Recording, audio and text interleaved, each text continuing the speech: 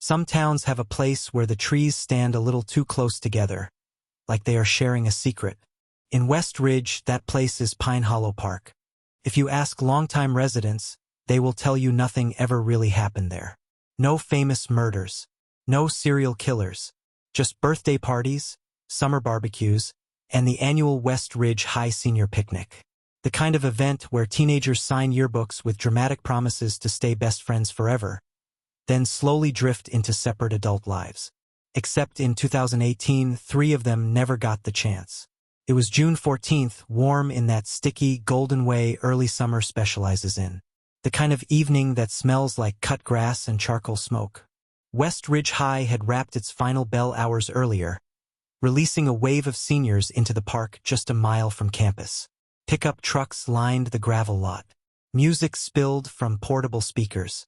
Someone had set up a volleyball net that sagged in the middle like it had already given up.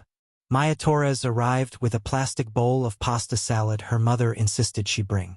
She was practical, organized, the type who kept color-coded notes and backup phone chargers in her backpack. She planned to study environmental science in the fall and had already circled 3 campus clubs she wanted to join. Eli Bennett showed up 10 minutes later on a skateboard that looked older than he was. He had a laugh that carried, a talent for fixing anything mechanical, and a habit of being just reckless enough to worry adults without ever quite crossing the line. Trade school in the fall. Automotive program. He said he wanted to open a custom shop one day. Jordan Pike arrived last, windows down, music loud, grin permanent. He floated between friend groups with ease, equally at home in the drama club and the baseball dugout. Undecided about college, but deeply decided about enjoying the present. They had known each other since middle school. Not inseparable, but threaded together through years of shared classes, inside jokes, and the quiet comfort of familiar faces. By late afternoon, Pine Hollow Park pulsed with that loose, nostalgic energy unique to endings. Kids who barely spoke all year posed for photos together. Teachers made brief appearances, smiling carefully, as if stepping into a space that no longer quite belonged to them. At 5:42 p.m., a girl named Tessa Whitmore took a photo that would later circle the internet like a digital ghost. Maya, Eli, and Jordan sat on a fallen log near the edge of the tree line, shoes dusty, faces bright with sun and sweat. Maya leaned forward mid-laugh. Eli squinted at the camera. Jordan threw up a lazy peace sign. Behind them, the woods of Pine Hollow rose dense and green, branches tangled like overlapping veins. At the time, no one looked twice at the background.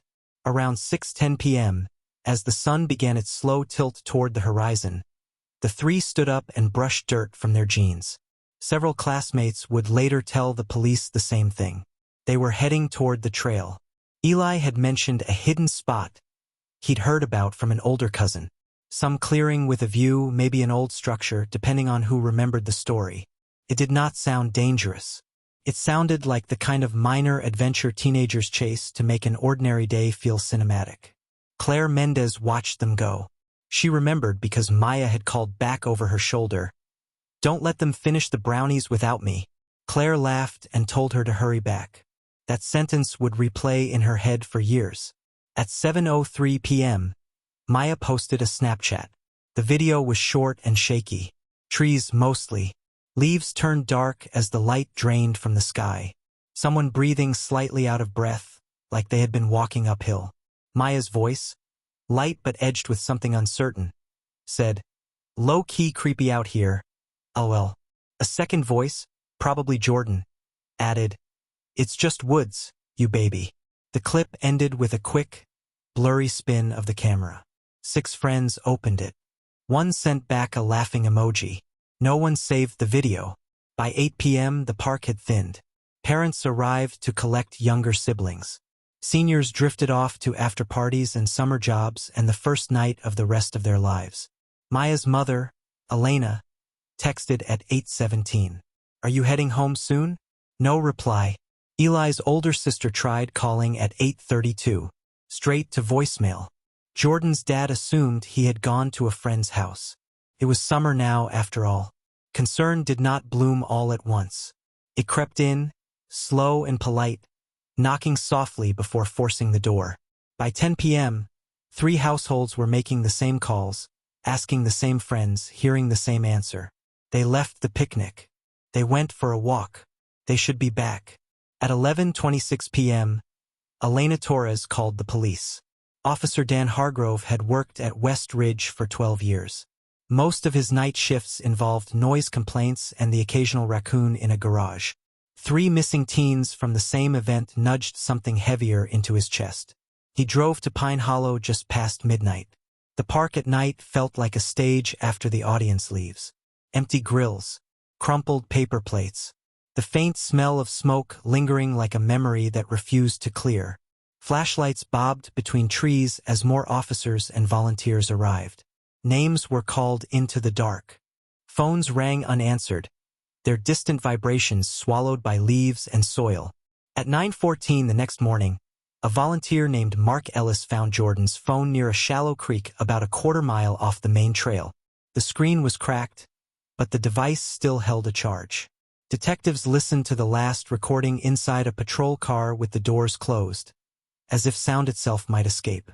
23 seconds. Footsteps over leaves. Someone breathing fast. A whisper. Hard to tell whose. "Do you hear that?" Another voice, hushed and irritated. "Stop messing around." Then a sound like sudden movement. Not a scream. Not a crash. Just motion cutting off like a tape clipped mid-sentence. Maya and Eli's phones were never recovered. Search dogs picked up the trio's scent near the secondary trail and followed it nearly half a mile into the woods. The path ended in a small clearing ringed by tall pines. The ground there was soft with old needles. No signs of a fight. No scattered belongings. No drag marks. Just absence, laid thick over the earth. Detective Laura Kessler took over the case on day 3. She was known for patience, the investigative equivalent of slow simmer rather than high heat. She interviewed every student at the picnic, then interviewed them again. Stories overlapped cleanly. Maya, Eli, and Jordan had seemed normal. Happy. Not drunk. Not upset. No secret plans to run away. No new, suspicious friends hovering at the edge of the event. Park surveillance cameras showed cars entering and leaving the main lot. None belonged to strangers lingering late. A secondary dirt access road, rarely used, had no recorded traffic between 6 p.m. and 9 p.m. If someone had taken them, they had done it without being seen, heard, or leaving a trace. Weeks passed. The search scaled down. The woods returned to their usual stillness. But the town did not. Posters bloomed on telephone poles. Faces smiling under bold letters. Missing. Candlelight vigils gathered near the park entrance. Students who had once worried about prom dates now spoke in hushed tones about timelines and phone pings.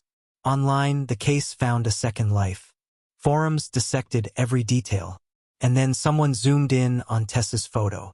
Behind the 3 teens between 2 tree trunks stood a vertical shape. Darker than the surrounding shadows.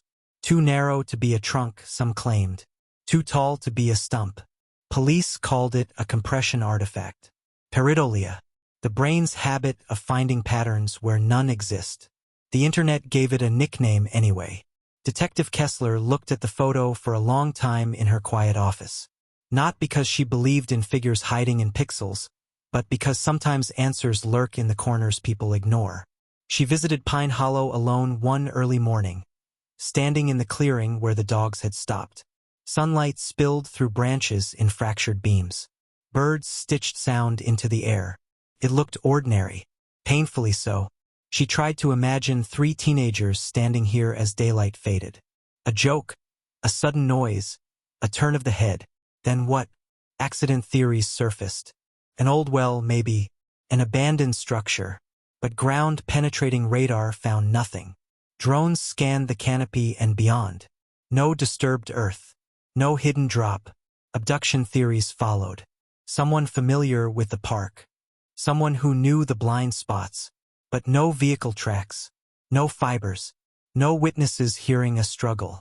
Time, indifferent and steady, moved forward. Graduation chairs were set up on the football field with 3 empty seats folded and placed at the end of a row. their names read aloud into a wind that did not answer. Elena Torres kept Maya's room exactly the same. Laundry folded at the foot of the bed. College acceptance letter pinned to a corkboard.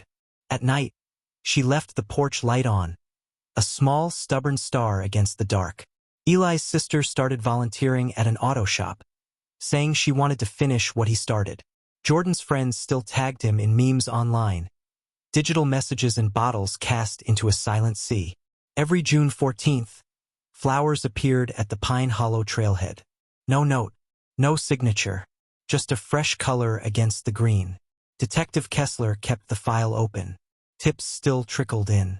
A supposed sighting in another state. A psychic's map with a red X. A man who confessed, then recanted, then was proven to have been hundreds of miles away that night. None of it fit. What remained were 3 teenagers who walked into the trees at sunset, carrying nothing more than phones and the easy confidence of people who believed the world, at worst, was inconvenient. The woods never gave them back. And Pine Hollow, that once forgettable park, became the place where West Ridge learned that sometimes a story does not end with answers.